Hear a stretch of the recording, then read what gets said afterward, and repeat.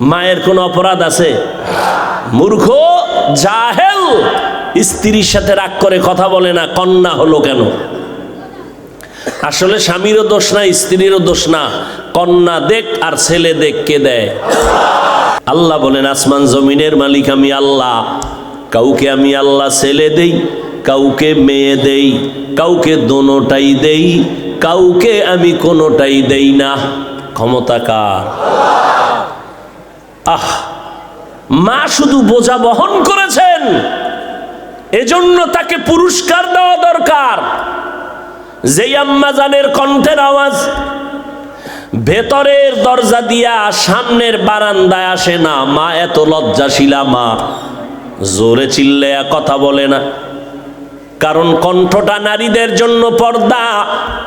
আম্মা জানেরা শরীরটাকে ঢেকে রাখবেন, এটা যেমন ফরজ, আম্মা জানদের কণ্ঠকেও কন্ট্রোল করাটাও ফরজ। কারণ কণ্ঠ দিয়া কেউ যেন বিপদগামী হতে না পারে। আল্লাহ আয়াত নাজিল করে কণ্ঠকে হেফাজতের কথা বললেন। ইয়া নিসা আন-নবী লাস্তুন্না কা আহাদিম মিনান নিসা ইনিত্তাকাইতুন্না ফালা তাখদা'না ফিল কওল ফায়াতমা আল্লাযী ফী কলবিহি মারাদ ওয়া কুলনা কাওলাম মা'রুফা। নারীদের কণ্ঠকে মিডা লাগায় না, মধুর আওয়াজ দিও না রে নারী, কণ্ঠকে হেফাজত করো। আম্মা জান কণ্ঠকে এতটা কন্ট্রোল করেন, ভিন্ন পুরুষের সাথে চিল্লায় কথা বলেন না, কিন্তু আমি যেদিন দুনিয়াতে আসব ওই দিন আম্মা জান এত চিৎকার দিলেন অজান্তে অনিচ্ছায়। আম্মা জানের কণ্ঠের আওয়াজ আর চিৎকারের আওয়াজ শুধু ঘরের ভেতর থেকে সামনের বারান্দা না, পাশের বাড়ির মানুষগুলো সজাগ হয়ে গেল, ঘুমাতে পারে না। জীবনের মূল কষ্ট মায়ের, জীবনের মূল কষ্ট মায়ের, প্রসব বেদনা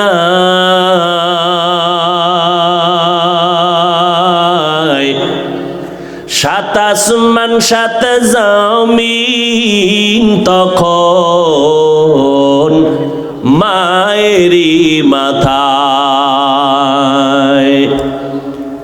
জীবনের মূল কষ্ট মায়ের, প্রসব বেদনা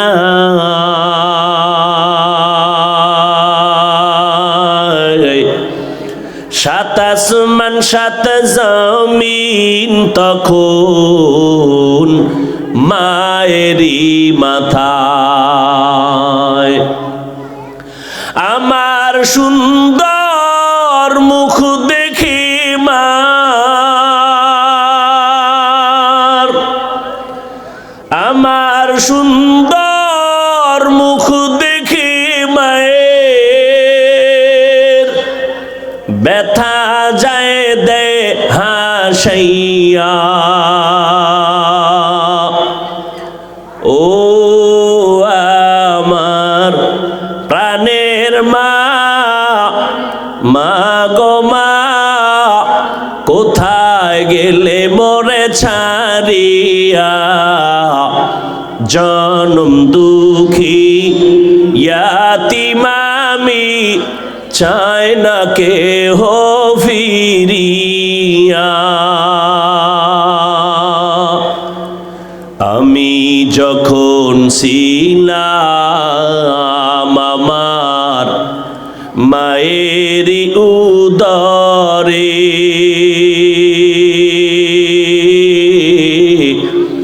চলাফেরা করলেন যে মায় কত কষ্ট করে। আমি যখন ছিলাম আমার মায়েরই উদরে, চলাফেরা করলেন যে মায় কত কষ্ট করে, এমন মাকে কেমনে আজি, এমন মাকে কেমনে আজি যাব আমি ভুলিয়া। ও আমার প্রাণের মা, মা গো মা, কোথায় গেলে মোরে ছাড়িয়া, জনম দুঃখী ইয়াতিম আমি, চায় না কেহ ফিরিয়া।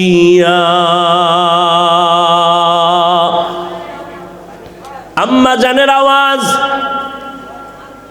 এতটা প্রকাশ হয়ে গেল যে আওয়াজের কারণে পাশের ঘরের মানুষগুলো সজাগ হয়ে গেল।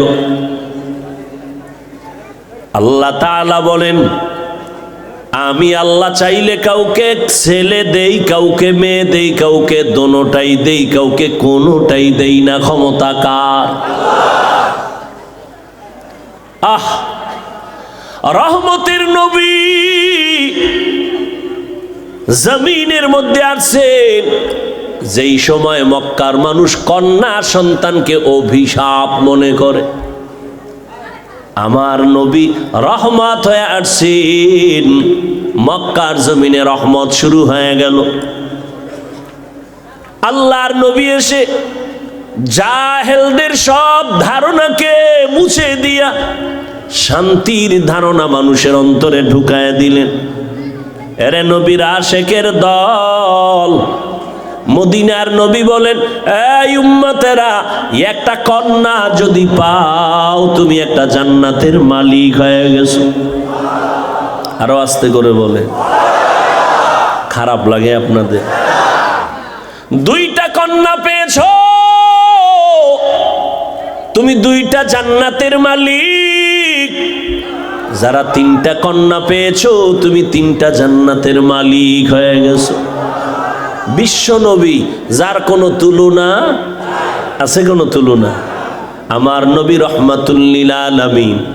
আল্লাহ আর কাউকে রহমাতুল লিল আলামিন বানান নাই। আমার নবী এত দামি, যার কোনো তুলনা নাই। আল্লাহ পাক আমাদেরকে এমন একজন নবী দান করেছেন, যেই নবীর বরকতে আমরাও বরকতপূর্ণ হয়ে গেছি, যেই নবীর বরকতে মজলিসটাও বরকতপূর্ণ হয়ে গেছে। এরে নবীর আশেক এতগুলো মানুষ আজ এই মাদ্রাসার মাঠে, এতগুলো মানুষ বসে আছেন, কাউকে টাকা দেওয়া হয় নাই, বরং মাদ্রাসার জন্য টাকা রেখে দেওয়া হলো। দুনিয়ার কোনো টাকাওয়ালা যদি চাইতেন এতগুলো মানুষ এক জায়গায় জমা করবেন, চাইলে পারতেন, তবে টাকার লোভ দেখাইয়াও এই জান্নাতি মানুষগুলো আনতে পারতেন না। ও ভাইরা, এতগুলো মানুষ এক জায়গায় জমা কইরা মা বাবার জন্য দোয়ার আয়োজন কোনোদিন করেছেন? কথা বলেন, পারবেন বলে আশা আছে? টাকাওয়ালারা চাইলে মোটামুটি পারবে, কিন্তু এই জান্নাতি মানুষ পাবে না।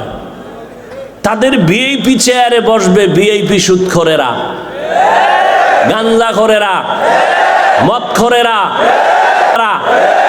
যাদের মোনাজাত কবুল হবে না। সুদখোরের মোনাজাত কখনো কবুল হবে না, কখনোই কবুল হবে না যতদিন পর্যন্ত তওবা না করবে। তারপরও কি লাগতো তার? এতগুলো মানুষ আনার জন্য ফ্রি গাড়ি দেওয়া লাগতো, ঠিক নেই? আসার পরে ভিআইপি ব্যবস্থা, ভিআইপিদের জন্য ভিআইপি চেয়ার, যারা ভিআইপি না নন ভিআইপিদের জন্য একটু নরমাল চেয়ার। আবার ফাঁকে ফাঁকে নাস্তা দাও, যদি নাস্তা দেরি হয় তো চেয়ারের বাড়ি, ঠিক নেই? এরপরে আবার এতগুলো মানুষ নিয়ন্ত্রণের জন্য কত পুলিশ লাগতো, কত র্যাব লাগতো নি? এরপরও যদি ভয় থাকতো সর্বশেষ আর্মি আর বিডিআর আর পুলিশ আর র্যাবও যদি ভয় লাগতো তো কুত্তা আইনা হাজির করতো। কারণ মানুষ বেঈমানি করতে পারে, কুত্তা মানুষের সাথে বেঈমানি করে না।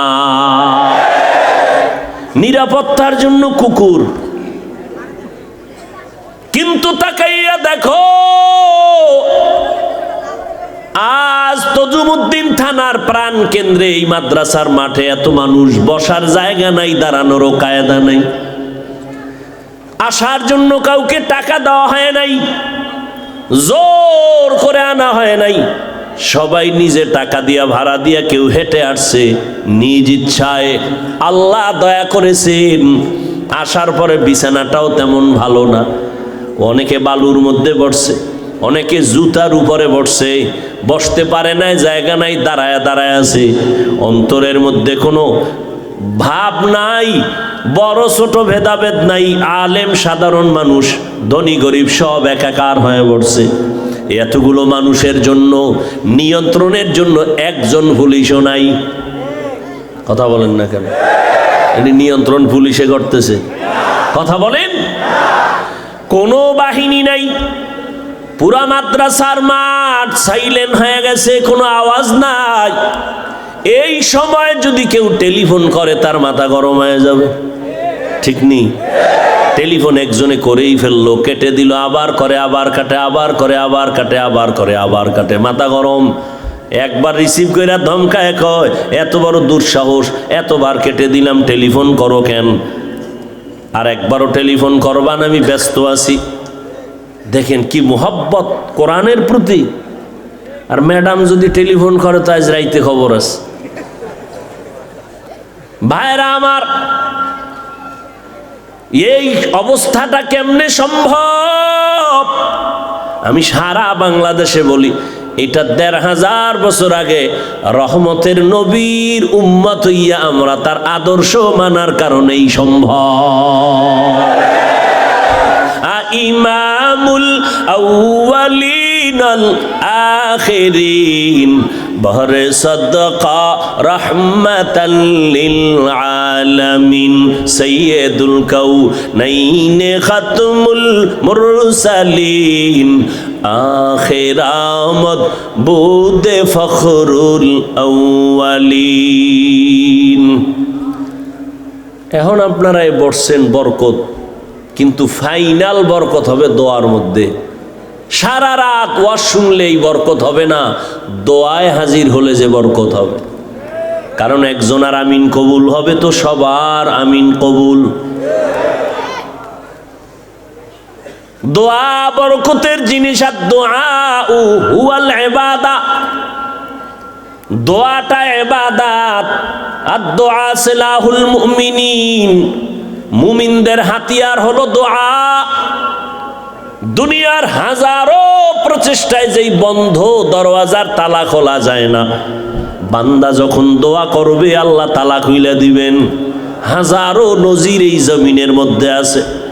অতএব আজকে মাহফিলে আসাটা তেমন সফলতা না, বয়ান শোনাটাও তেমন সফলতা না।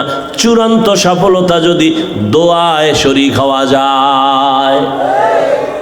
আমি বান্দার আমিন কবুল হওয়ার গ্যারান্টি নাই, কিন্তু ময়দানে বহু আল্লাহর বান্দা আছেন যাদের আমিন কবুল হওয়ার গ্যারান্টি আছে। ইনশাল্লাহ দোয়া করে যাওয়ার চিন্তা আছে তো? না ফাঁকে ফাঁকে উঠা চলে যাবেন? আল্লাহ সবাইকে কবুল করেন। ভাইরা আমার, রহমতের নবী আসলেন, নারীদের জন্য রহমত হয়ে আসলেন। আমার নবী গোটা দুনিয়ার জন্য যেমন রহমত, মুমিনের জন্য রহমত, তেমন বেঈমানের জন্য নবী রহমত। নারীদের জন্য নবী রহমত, পুরুষের জন্য আলাদা রহমত। আমার নবী যেমন মানুষের জন্য রহমত, জঙ্গলের প্রাণীদের জন্য নবী রহমত, সমুদ্রের মাছের জন্য নবী রহমত, উড়ন্ত পাখিদের জন্য নবী রহমত। শুধু তাই না, গর্তের পিপিলিকার জন্য নবী রহমত। নুজহাতুল মাজালিস নামক কিতাবের মধ্যে আছে, একটা গর্তের পিপিলিকা রব্বে কারিমের কাছে আরজি পেশ করে, আল্লাহ তুমি যদি একটু দয়া কইরা আমারে মদিনার রওজা দেখায় দাও, বাইতুল্লাহ দেখায় দাও। আল্লাহ ডাক দিয়ে কয়, মক্কার কবুতর জলদি করে এলাকায় চলে যা, পিপিলিকাটারে পায়ের সাথে লাগাইয়া আমার ঘর আর মদিনার রওজা দেখায় আবার জায়গায় পৌঁছাইয়া দাও। পিপিলিকাও আমার নবীর রওজা দেখার পাগল। আমার নবী গর্তের পিপিলিকার জন্য রহমত। নবী রাস্তা দিয়ে হাঁটেন, দুপার্শ্বের গাছ নত হইয়া আমার নবীরে সালাম দেয়। আমার নবী হাঁটতেছেন, হরিণ নবীরে সালাম জানায়। আমার নবী হাঁটতেছেন, ভিন্ন ভিন্ন মাখলুক আমার নবীরে সালাম দেয়। সাহাবায়ে কেরাম বললেন, মানুষ দেখি না সালামের আওয়াজ আসতেছে কোথার থেকে? নবী বললেন, সাহাবায়ে কেরাম আপনারা জানেন না, আমি নবীর আগমনের খবর পাইয়া জঙ্গলের প্রাণীরা আমারে সালাম দিতেছি। মরা গাছ আমার নবীর আশিক, আর আমরা জিন্দা মানুষ আমার সেই নবীরে চিনলাম না। যদি চিনতিরে যুবক, বেঈমানের পা চাটা গোলাম হইয়া চুলগুলো কাইটা ইন্দুর আর বান্দর হতে পারতি না। যুবকেরা রাগ করলি? একটা প্রশ্ন করি, জবাব দিও আল্লাহর মহব্বতে। আমার নবীর থেকে বড় পীর, বড় বুজুর্গ, বড় মুহাদ্দিস, বড় মুফাসসির কেউ আসেনি? সবাই একমত? বলো, আমার নবীর আদর্শের মতো দামি আদর্শ আর কোথাও আছে নাকি? আল্লাহর কসম, যদি কোনো পণ্ডিত বাবা দাঁড়ায় বলতে পারো, হাফিজ ভাই মদিনার নবীর আদর্শ ছাড়া আর এক জায়গায় ভালো আদর্শ আছে, আমাকে বলো, আমি মুহাম্মদের আদর্শ বাদ দিয়া তারটা গ্রহণ করব। পারবানি দেখাইতে? পারবা না। বরং আমার থেকে শুনে নাও, আমার নবীর আদর্শ এতটাই দামি, এতটাই উত্তম, আব্রাহাম লিঙ্কন আদর্শ দিল মুহাম্মদেরটা বাদ দিয়া, লেনিন আদর্শ দিল, কালমার্স আদর্শ দিল, প্লেটো আদর্শ দিল। আমার ফাইনাল এক কথায় জবাব, দুনিয়ার সব আদর্শগুলো না পাক, একমাত্র মদিনাওয়ালা নবীর আদর্শই হলো পাক। স্বীকার করো যুবক, এই যুবকেরা স্বীকার করো। এইবার বল, নবীর আদর্শ এত দামি, ওই আদর্শের মধ্যে কি নখ কাটার নিয়ম নাই? বেঈমানের পা চাপতে গিয়া তাদের মতো নখ রাখো কেন? ওই নবীর আদর্শে কি চুল কাটার নিয়ম নাই? বেঈমানের পদঙ্ক অনুসরণ করলি কেন? স্বার্থ কি? বল একটা স্বার্থ বল যে হ্যাঁ হাফিজ ভাই নবীরটাই ভালো, কিন্তু বেঈমানেরটা ধরছি কারণ কি? ওদের মতো চুলকাইটা টিকটিকি হলে চেহারা উজ্জ্বল হয়। বল, যৌবন বাড়ে, শক্তি বাড়ে, হায়াত বাড়ে। এই যুবক, মানো আর না মানো, সত্য কথাটা স্বীকার কর। হায়াত বাড়ে, যৌবন বাড়ে, মা বাবায় দোয়া বেশি করে। এইভাবে ইন্দুর আর বান্দরের মতো চুল কাটলে শিক্ষক তোরে নাম্বার পরীক্ষায় বেশি দেয়। তাহলে আকাম করছো কেন? বল কি স্বার্থ? স্বার্থ তো একটা থাকার কথা। মানুষ তো পাগলেও তো স্বার্থ খুঁজে। তুই কি রাস্তার উলঙ্গ পাগল থেকেও খারাপ? কি স্বার্থে বেঈমানের পা চাটতে গেলি বল? যদি একটা স্বার্থ দেখাইতে পারো, এই হাজারো লাখো মানুষকে সাক্ষী রেখে আমিও যাব, আমিও বেঈমানের পা চাটবো, তাদের মতো চুল কাটবো। বল একটা স্বার্থ বল। যদি বলো কোনো স্বার্থ নাই, তো গেলি কেন? তাহলে আমি বলবো তুমি রাস্তার ল্যাংটা পাগল থেকেও তুমি খারাপ। দোয়া করি আল্লাহ হেদায়াত দান করুন। মদিনাওয়ালা নবীর আদর্শ এত সুন্দর, ভাই উঠা বসা করলে আমি মোনাজাত দিয়ে দেব। এটা চালাকি করার মাঠ না, এটা নাটকের ভ্যান্ডেল না। এখানে আল্লাহ বসাইলে বসতে পারে, আল্লাহ না বসাইলে বসতে পারে না। এটা বরকতের মজলিস। বুঝেনে মজলিসটার দাম কত? একটু আগে না বলছি, এ মজলিসে বসার সাথে সাথে জীবনের সব গুনাহ মাফ। এখানে সবাই বসতে পারে না। এই অনেকে বাড়ির থেকে বইলে আসছে, এই মাহফিলে যাই, কিন্তু কপাল খারাপ, প্যান্ডেলে ঢুকতে পারে নাই, দোকানের আড্ডায় গুনাহের কাজে ব্যস্ত আছে। কেউ আবার মহিলা প্যান্ডেল তাওয়াফ করতেছে, আছে না নাই? বছরের একটা দিন এটার এই হেলায় হারায় লাভ কি এই সুযোগ?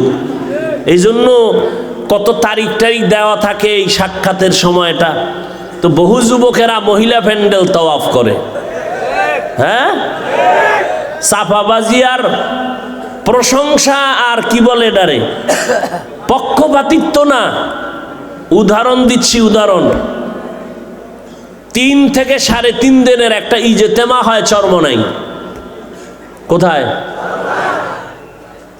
এই 3 থেকে 3.5 দিনের ইজতেমা, একটা পুলিশ নাই, র্যাব নাই কন্ট্রোলের জন্য। আশ্চর্য বিষয়, 3.5 দিন পর্যন্ত লক্ষ লক্ষ লক্ষ লক্ষ মানুষ, একটা মহিলা দূরের কথা, একটা বাচ্চা মেয়েও পাবেন না। হাজার হাজার দোকান, একটা দোকানের মধ্যে খেলনার কোনো জিনিস পাবেন না। আর আমগো ছোটখাটো মাহফিলে এখন এমন উন্নতি হয়েছে যে ওয়াজের প্যান্ডেলের মধ্যে সানাসুর বুট আর চাল হয়ে ঘুরে, এটার জুতা দিয়ে সাইজ করা দরকার।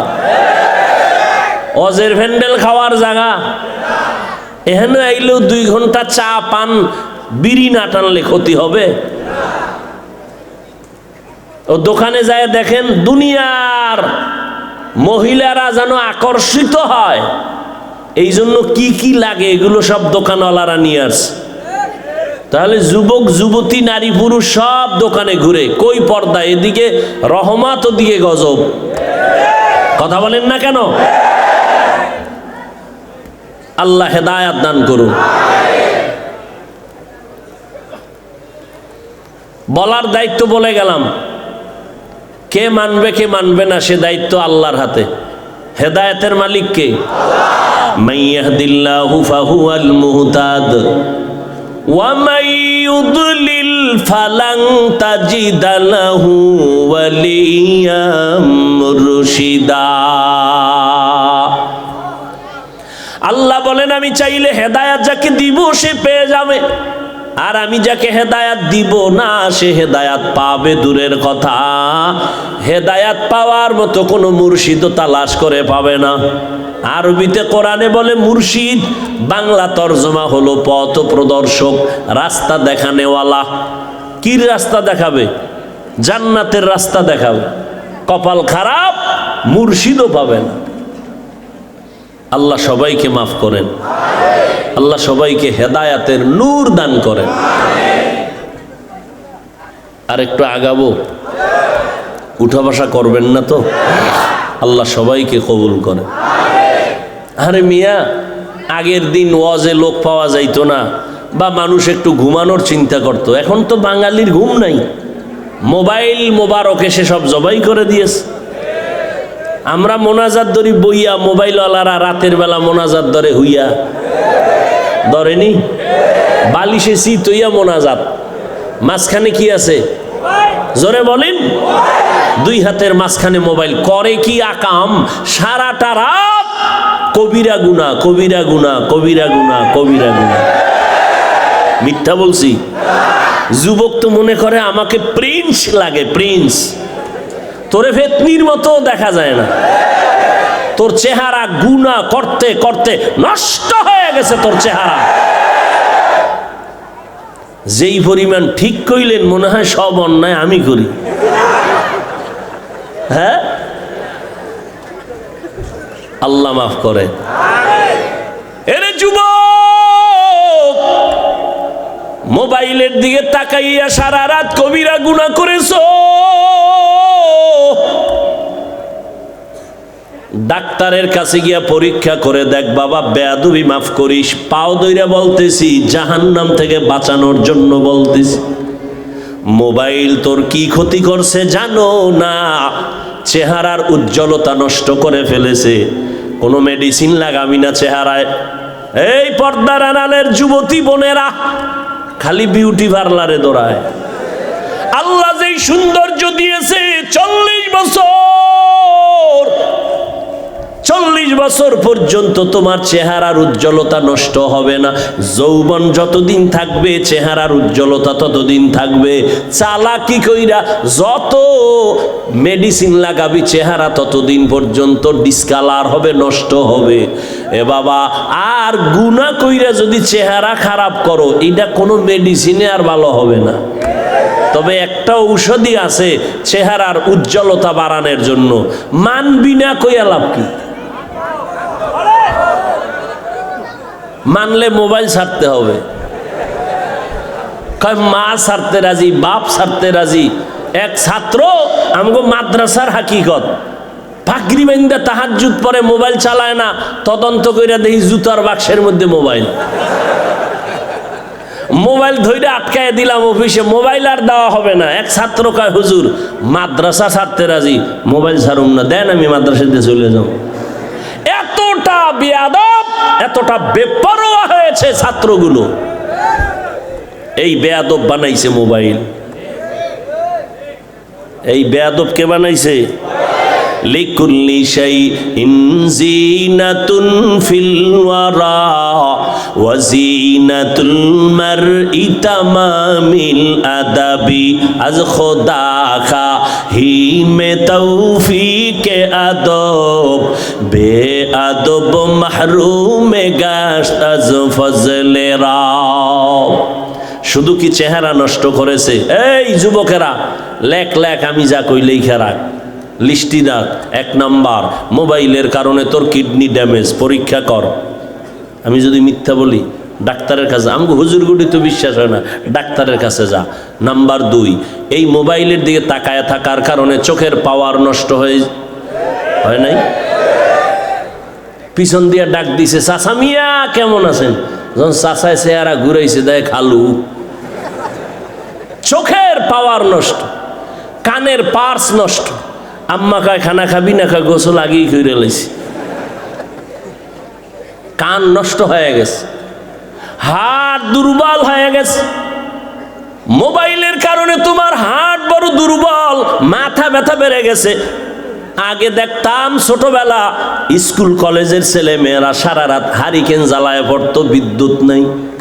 এখন আমার সোনার ছেলে মেয়েরা আগামীকাল পরীক্ষা, আজকেও বই ধরতে পারে না। আম্মা জান ধমকায়, আধা ঘন্টা পড়লেই মাথা ব্যথা শুরু হয়ে যায়। আব্বা কয় কি করার? কয় কিছুই করার নাই, নকলের ব্যবস্থা করো, না হয় পাস করার উপায় নেই। আর যদি মাওলায় করোনা দিয়ে রাখে, অটো পাস কইরা 10 বারে MBBS ডাক্তার হয়ে যায়, অটো পাস। তা তোকে তো দোয়া ইউনুস পইরা মাওলার কাছে কান্দা দরকার, আল্লাহ করোনা আরো দাও, প্রত্যেক বছর অটো পাস। এরকম 10 বছর হইলে MBBS ডাক্তার হয়ে যাবো, অটো পাশে। রুগী বাঁচাইতে না পারলো মারতে পারুম নিশ্চিত, কোনো সন্দেহ নেই। আল্লাহ হেদায়াত দান করে। এরে যুবক, এই মোবাইলের কারণে এতটা লজ্জা আমাদের চলে গেল। যুবকরা সাক্ষী দিস, মানো না মানো, সত্য কথার সাক্ষী দিস। এই মোবাইল চালাইতে চালাইতে অনেক যুবকেরা রাস্তার পাগল হয়ে গেছে। হইছে নি? ওই যে ফ্রি ফায়ার গেমস খেলে না, শুনছি। অজীবনও নামও কইতে খুব মুখস্থ করতে অনেক সময় লাগছে আমার। ফ্রি ফায়ার, এই গেমস খেলে যুবকেরা পাগল হইছে না হয় নাই? তুইও পাগল হবি, তারিখটা কবে বল? তুইও তো ওই পথের পথিক, তো ওরা যখন হয়েছে তুইও পাগল হবি, তারিখ কবে বল? এই মোবাইলের কারণে মায়েরে গালি দিছস, বাবারে গালি দিছ, শিক্ষকের সাথে বেয়াদবি করেছ। কয়েকদিন আগে তোরা ফেসবুক শরীফের গোলাম যারা, দেখোস না এক ছাত্র শিক্ষকের গায়ে হাত তুলছে কয়েকদিন আগে? মোবাইলেই বেয়াদব বানিয়েছে। আমি এখন নতুন করে 1 সপ্তাহ 2 সপ্তাহ ধরে কসম খাইয়া একটা কথা বলতেছি, আজও বলি, সন্দেহ যেন না থাকে এই জন্য কসম খাই। 1 বার 2 বার 3 বার খোদার কসম, ওয়াল্লাহি বিল্লাহি তাল্লাহি 3 বার কসম করে বলে গেলাম। বিশেষ করে যুবক ছাত্রদের বলে যাই, হে যুবক ছাত্ররা, আল্লাহর কসম, মরার আগে যদি পঙ্গু হইয়া হইয়া বিছানায় কষ্ট পাইয়া মরতে চাও, মরার আগে পঙ্গু হইয়া যদি মরতে চাও, শিক্ষকের সাথে ছাত্ররা বেয়াদবি কর, সন্তানেরা মা বাবার সাথে বেয়াদবি কর, খোদার কসম পঙ্গু না হইয়া তুই মরবি না। লিখা